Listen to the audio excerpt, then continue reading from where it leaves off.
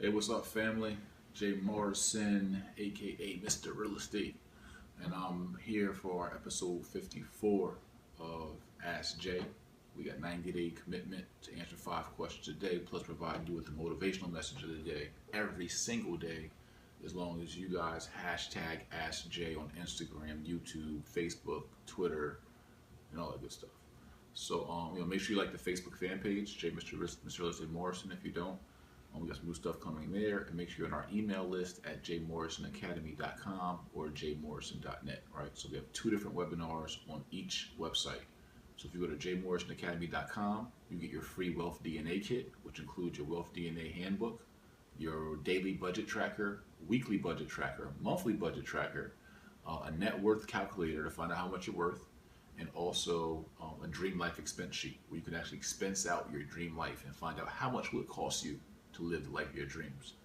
And then on jmorrison.net, we still have our Real Estate A through Z webinar. For those of you who don't understand real estate yet, hour, 40-minute, whatever it is, webinar, very detailed to break down the basics of real estate for you. So you don't got to say no one's ever given you the game, you don't know where to get it. It's all right there at jmorrison.net.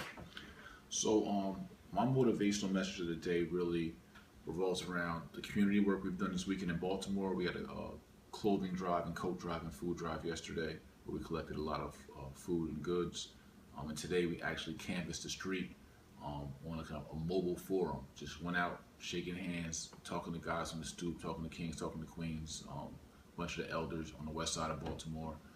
And within that, and just me always thinking about, the community outside of my personal businesses, I realized, and I share with my team today, just it's the message for you all, right? A motivational message for you all, whether you believe in community empowerment or not, or however conscious or aware or awake you are, or whatever community you're from who's watching this.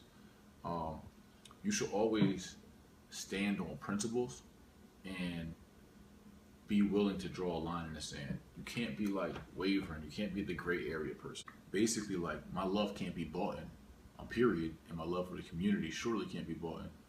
And be bought, I guess you said. And what I realized going on in our community is that you just have 2 kinds of people, or really 3, I would say. Is you have, and I'm about to post a video on this that I recorded earlier, but you have people that, like black celebrities, black millionaires, black leaders, whom have made it, right? And I say made it, I mean say financially free, right? So you have black people current day who are financially free. They're equivalent to black people in the 1800s and 1700s who were physically free. Like, they were free black people while the rest of us were enslaved, right? Majority, 90+% of blacks were enslaved. But there were a handful who were actually free black people. All right, pardon me, guys. I'm gonna try to edit this properly, but my phone storage, as always, got full. Even though I got 128 gigs, I have to delete content daily. So anyway, I was saying that in our community, we have 2 sides. We have the financially free, who are equivalent to the free from slavery, right? And those people have 2 choices to make. They can just stay in their financially free or free Negro bubble and say, you know what, I don't want to screw up anything with any relationships that are going to mess up my world over here. I'm not going to be too black, I'm not going to be too vocal, and my priority is not helping my people in which I came. I'll talk about them, I may do a little publicity stunt, I may say some things, I'll do a little something, but I'm not prioritizing. I'm not going to be intentional. I'm not going to really make any major sacrifices to help save my people, right? So you got those financially free and free Negroes, right? Then you got the Negroes, the black people, those who are financially free, or those who were free in the slavery era, and who are intentional about, you know what? Yeah, I'm free. I done made it, but I'm going to build a tunnel for my people. Like, I'm not going to just say, hey guys, it's better over here. Hey, get your stuff together. Hey, you know what? Here's a couple dollars. Hey, I'm not going to do that. I'm going to actually go show them the route, because I know what it's like being either in physical chattel slavery or in this poverty slavery that we're in. And so if you got power, if you got influence, and you have money, you're financially free. You have 2 choices as a black person with our condition, right? I'm talking about black people right now. It's different than any other people in America. That's why. So don't even ask me why blacks, because it's a unique situation for black people, for African people who are kind of left here in America, not kind of, who are left here in America. So You have two choices: become financially free, become a leader, become wealthy, and you can just chill and sail off to the sunset and take pictures with all your European friends and, you know, love that world. Or you could really be mindful and be in love with your people and have empathy and just do the right thing, do what your duty is for your people. And it's, yo, I gotta figure out how to build a route, how to build a tunnel, how to build an underground railroad, how to send a ship, how to get as many of my people out the gutter, out the ghetto, out of poverty as possible, because they didn't put themselves there. Our people didn't put ourselves in the condition that we were in. We were put in the condition that we were in. So because you were talented enough or lucky enough or blessed enough to make it, you can't just forget about the fact that we were put in this condition and just sail off into the sunset, in my opinion. Or you can, and we just draw the line in the sand and we understand who you people are. You free Negroes, cool, God bless you. But those of us who, it's not about being conscious, it's about like being connected with your people and wanting to help save them. So anyway, I want to get to this video before it gets too long. I gotta make two versions of it and all that kind of stuff. So first question, right? Let's hop right into it. Edwin Nunez from YouTube asks, I know your first name is Jermaine, but you go by Jay. Is that to be more socially neutral, or is there another reason? My name is Nunez. I was thinking about going by my first and middle on my business cards to stay clear of discrimination. What are your thoughts on that? So yeah, I do go by Jay in business. There has some social implications, but I started going by Jay in elementary school, right? So when I left like Plainfield schools, Somerville schools, which were, Plainfield was majority black, Somerville was like 60-40 white black, and then my mom moved into a low income area of a town called Bridgewater where the school system was majority white. I was the only black kid in my class. And so it was more comfortable for them to call me Jay. And I had a cousin named Jay Hobbs, who was an all-star athlete, and he was like kind of one of my role models. So it was cool for me to go from Jermaine to Jay, because like I wanted to be like my cousin Jay, and it made the white people, honestly, in my class and my teachers feel more comfortable, or I guess they were just screwing up my name. Jermaine was just so hard for them, or so foreign to them. And so I went by Jay for most of my schooling, but then as I got into the streets, I went by Maine, right, which is a version of Jermaine. So I went by Maine, for 10 years in the streets. And so when I got into mortgages, into real estate, into starting my real estate company, I kind of reverted back to Jay, not just for the social implications or the business implications, which had some part to play in it, to be honest with you, but really for the transformation, because I had 3 felonies under Jermaine. I had a whole life under Jermaine and under Maine that I was trying to leave behind me.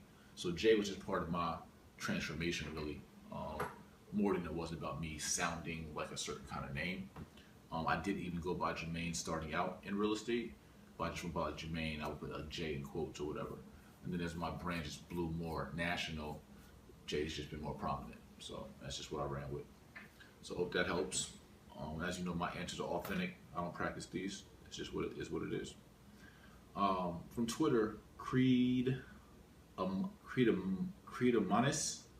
said, ask Jay, hello King, I'm a licensed massage therapist. Any suggestions as to how I would brand myself to attract a higher end clientele? Thanks. Well, it's the same advice I give our realtors on our realtor, what's it called? Not brand magic. It's like, it was a realtor webinar we did. I forgot the name of it, but it was really good. But it was about just pretty much branding yourself higher and higher. You have to, one, your imaging, your messaging, your brand identity needs to speak to that audience. So if I went to your website should speak to a high-end clientele. Like, just not for SEO purposes, right? For like optimization and Google search engine and all that fancy stuff. But just so if someone reads it or someone's giving you a referral, it says, that you travel, that, there's confidentiality, that, that you just have a luxury type of service. So that should be really important to be in your messaging and your branding. And for networking purposes, you should be in those circles of where they are. So you can hand out your card and network with them. Giving out massages for charity events, right? Giving out some kind of luxury massage service at a charity event is a great way to get yourself exposure, right? So you go to some kind of big, auction, charity auction, but the auction is your services. Twitter ask, Harry's Dimple. Ask Jay, what's your worst childhood memory? Um, I mean, they're really personal, but I do. My family knows that I do expose a lot of what goes on with our family for the sake of helping to save other people, or to empower, or inspire, or motivate other people. I probably would say um, the first time I really met my biological father, I was like 7 years old. And so I was so happy, I was pumped up that I met my real dad, right? And so all I know in my whole life was my stepfather at that time. So he was my dad. And so out of the blue one day, my biological father was in town, and I met him for the first time. And he bought me a soda, from the ice cream man. I'm like, yeah, what's up? And so later that day we went to see my stepfather with my mom, and she told me, don't say anything to your dad that you met your dad, right? And so the first thing I did when I saw my stepfather was I said, Dad, guess what? I met my real dad today. First thing I did as a little kid. And so they made me wait in the car. We were in Plainfield, New Jersey. So I remember across the street from their house, the apartment, I waited in the car, and I was there probably for like 30, 40 minutes, a while, by myself in the car. And my mom came out, and she was crying. She was basically, she got beat up. Like, her eyes were black, nose was bleeding, mouth was bloody, crying or whatever. And, I just felt horrible as a kid knowing that, I put my mom in that situation, running my mouth. So that probably was one of I got plenty, honestly. I'm going for days on that, worst childhood memories. That was one that always stuck out to me, unfortunately. Also from Twitter, Delicious MGC said, ask Jay, what is your weirdest habit? Some people seem to think the fact that I put ketchup on my macaroni and cheese is the weirdest habit. That's not a habit to me. It's just my preference because it tastes better that way. But my weirdest habit is I'm very symmetric. So I need things to be this bothers me that it's not straight. I need things to be straight and in order and in line. I need socks and underclothes to match, or at least be in the same color frame, or go with my outfit. It really bothered me to wear blue underwear with a red outfit or something, or with a green outfit, or I don't know, just something. It needs to be a line. So I think that's probably one of my quirkiest things, because I really just need things to be a certain way. It's not, we throw around the term OCD. I don't think it's that. I'm just very particular. Facebook, Ronnie T asks, do you believe more of our people is waking up, in quotes? I'm seeing more and more of our people become conscious. Yeah, I think more people, because of the information age, are being able to be exposed to things that used to be not as common to us, or not as known, right? Just in regards to the African American experience and what we've been through and what we're still going through. I think it was way harder to get that message out 5, 10, 15, 20 years ago, 30 years ago. And now we can get our message out so easy because of these phones and stuff. So I think that people are becoming awake because of the information, because of the knowledge. And it's just so hard to deny the fact that there's still this strong inequality going on and injustice going on. And that's been forever, ever, and it hasn't been addressed. It's never been repaired. It's never been, us as a people, never been restored. And not only are we owed restoration on one hand, on the other hand, we got to do for self. And we got to stop waiting for other people to heal us and fix us. We got to do our own thing. And that's what we're doing with YMC and JMA. I liken it to the underground financial freedom railroad. You know what I'm saying? It's this is our way out. That's why I'm doing this. I want to show us our way out. And our way out is financial empowerment, economic empowerment, financial literacy, and understand how to wealth build. So again, like the video, subscribe to the channel, share the video, comment below. Ask Jay, episode 54. It's a wrap. I'll see you guys tomorrow for 55. Thank you for all the support. Make sure that you guys are signed up for at least one wealth building course at the J. Morrison Academy. Get your financial knowledge up. Do it for you, do it for your family, do it for your legacy. And get your free wealth DNA kit at jmorrisonacademy.com. All right, peace.